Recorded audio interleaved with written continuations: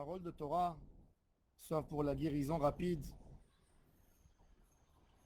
de Moshe Raphaël Nissim Ben Kamil, pour la guérison de Eliyahu Hananel Ben Ruth Mesodi, pour la guérison de Nissim Ben Rivka et pour la guérison de Rivka Bat Menana.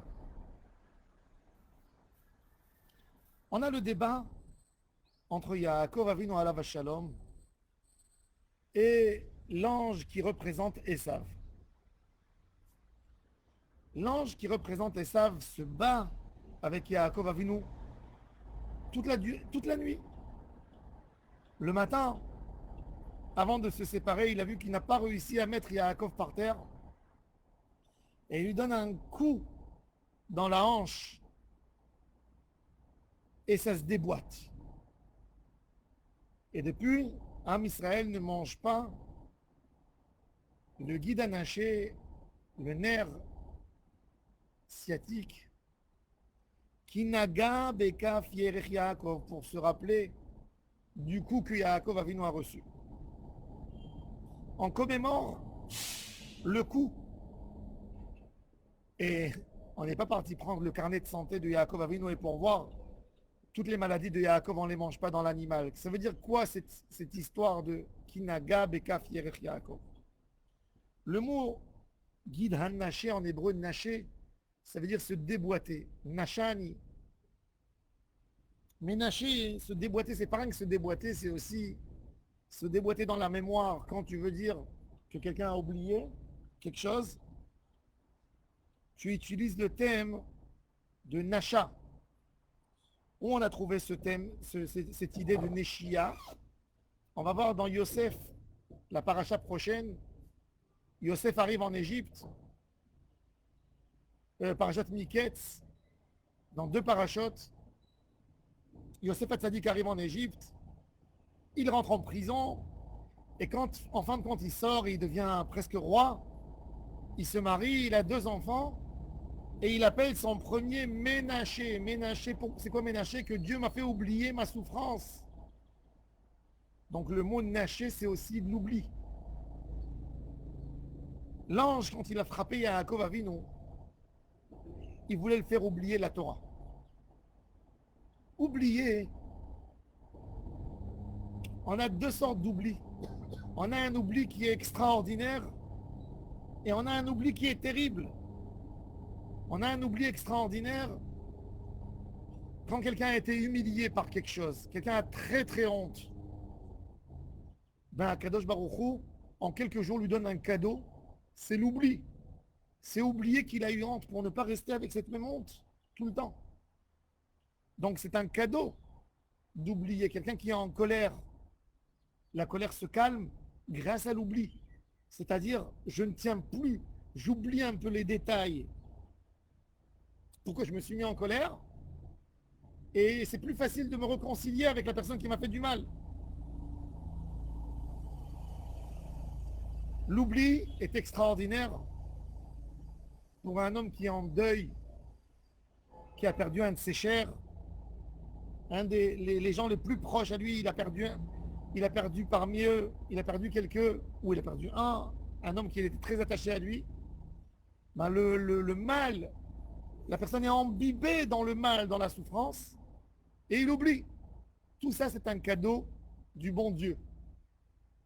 Mais il y a un oubli qui est terrible, d'oublier les gens qui sont proches de toi. Alzheimer, c'est une des maladies les plus terribles que l'être humain peut en souffrir. C'est plus grave que tout. Il oublie tout. L'oubli. Il y a l'oubli aussi d'oublier les bonnes choses qui se sont passées, oublier mes obligations. Un homme qui est ingrat, lui aussi, il a de l'oubli. Un homme qui est ingrat, il a oublié toutes les bonnes choses qu'on a fait pour lui.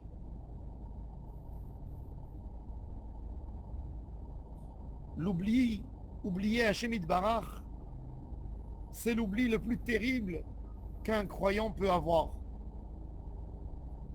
Ishamer lecha, la Torah nous dit, Pen tishkach et Adonai Elohecha. Fais attention de ne pas oublier Hachem Itbarach. D'ailleurs, Le Sefer Yereim, Rabbi Eliezer de Metz, quand il a écrit les mitzvot, il a dit qu'un juif qui ne fait pas schéma, il transgresse. Fais attention de ne pas oublier Hachem, parce que si tu ne fais pas schéma, tu vas oublier. Et bien l'ange, quand il s'est battu avec Yaakov Avinu, le but de l'ange, c'était quoi? C'était de prendre ce futur patriarche et de le détruire pour ne pas qu'il fasse un peuple d'Israël. Yaakov Avinu, il faut savoir que ce débat avec l'ange de Esav se passe à la veille de son entrée en Israël. Il est en train de traverser le Jourdain pour retourner. Il traverse Yabok, un passage où il va revenir en Israël. S'il va revenir, il va mettre un système de croyance, de Torah. Sa famille va se mettre dans l'éducation de ses enfants. Il va faire ce que les patriarches ont fait, s'investir à 100% dans l'étude de la Torah. Il était avant avec le troupeau, maintenant, il veut venir, il veut monter une yeshiva en Israël. Et l'ange, le responsable de Esav, ne veut pas laisser Yaakov exercer sa Torah, devenir patriarche. Il va tout faire pour casser. Et ça, c'est le but. Et quand il a vu qu'il n'a pas pu contre Yaakov, qu'il n'a pas pu contre cette volonté extraordinaire de Yaakov, alors il lui donne un coup dans le guide Anaché, il déboîte, mais pas même qu'il déboîte, il va lui donner un coup d'oubli d'Hachem. On voit, Yaakov a gagné la guerre. A gagné la guerre. C'est écrit, voilà, il a même fait la bénédiction, il a dit comment tu t'appelles? Il dit je m'appelle Yaakov, non tu t'appelles Israël parce que tu m'as gagné. Il a donné à Yaakov ce sentiment qu'il a gagné. Mais en fin de compte, le matin quand le soleil a éclairé, Yaakov il s'est rendu compte qu'il boite. Il boite, il tire avec lui. Il boite, il saute, il ne peut pas marcher normalement. C'est exactement ça le débat qu'on a avec le Yetzer Hara. Le Yetzer Hara, le mauvais penchant, essaye de nous faire oublier. On a eu les moments de Kislev, la fête les moments de Hanouka. On a eu une victoire extraordinaire qu'aucun peuple du monde a eu ce genre de victoire où 5 personnes audacieuses comme Yehuda, Maccabi, Yehuda et ses frères qui ont déclaré la guerre contre l'empire grec.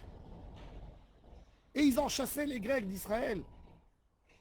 Ils ont monté un royaume juif qui a gouverné Israël pendant 200 ans, jusqu'à la destruction du deuxième temple par les Romains. Ils ont remonté le Sanhédrin, ils ont purifié le temple. Et ils ont eu surtout une indépendance. Et dans le texte de Hananissim, du remerciement à Dieu qu'on a eu cette victoire, ben on parle des Grecs. Qu'est-ce qu'ils voulaient nous faire les Grecs? Alors les Grecs, il est écrit là-bas dans le texte, ils voulaient nous faire oublier la Torah d'Hachem.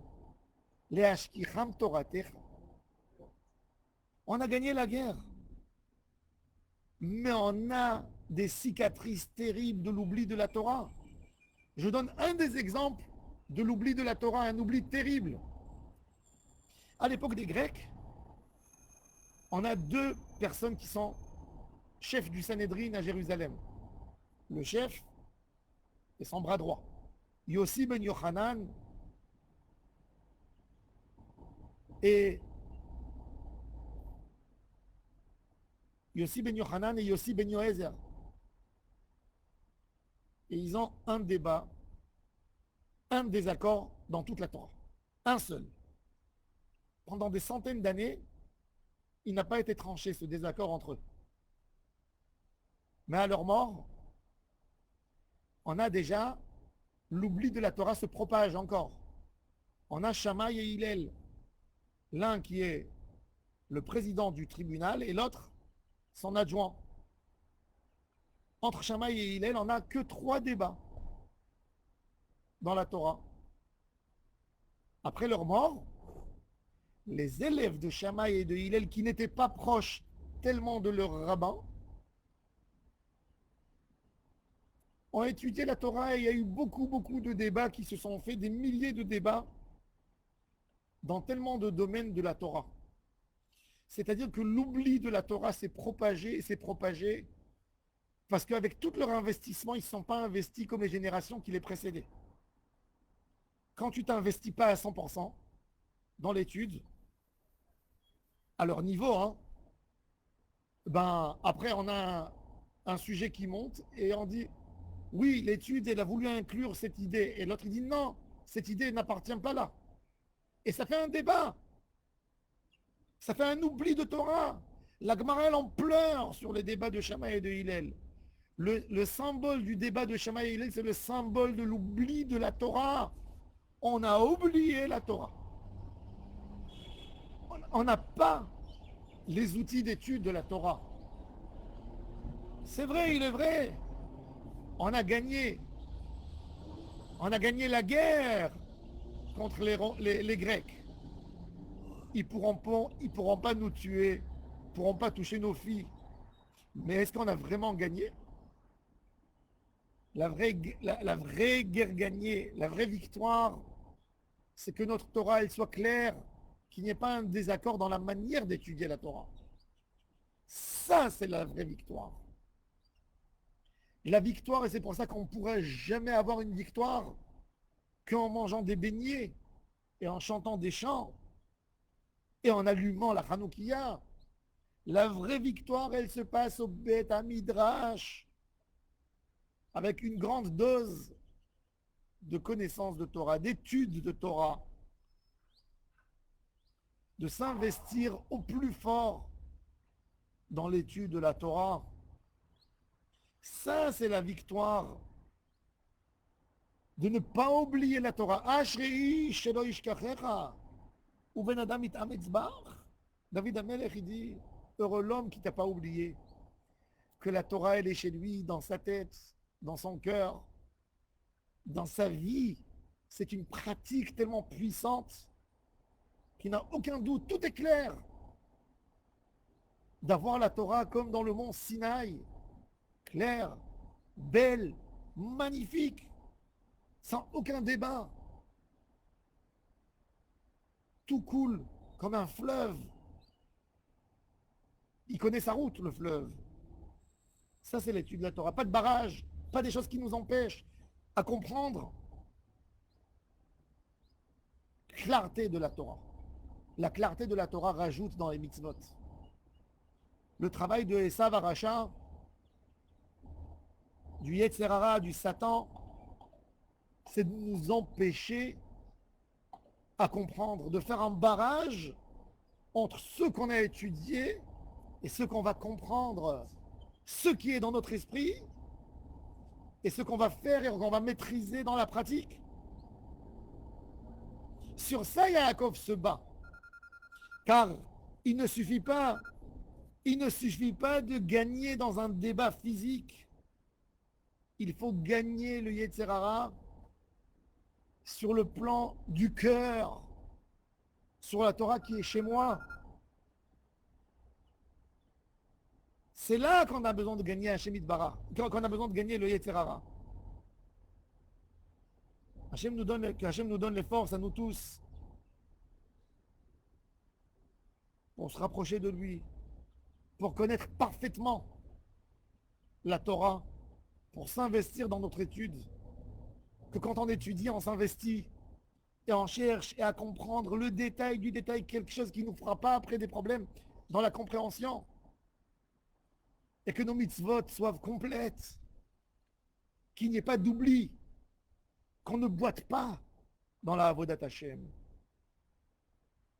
qu'on s'investit, un investissement pur à 100%, qu'on ne soit pas comme les élèves de Hillel et Shammai, qui n'étaient pas là tout le temps pour bien apprendre, et après, évidemment, il y a eu des désaccords dans ce qu'ils ont compris. Qu'on arrive à boire la Torah de sa source, de sa première source, et que Dieu nous aide de se rapprocher à lui. Shabbat Shalom Mevorach, beaucoup de Hatzlacha pour vous tous, dans tout ce que vous désirez. Amen et Amen.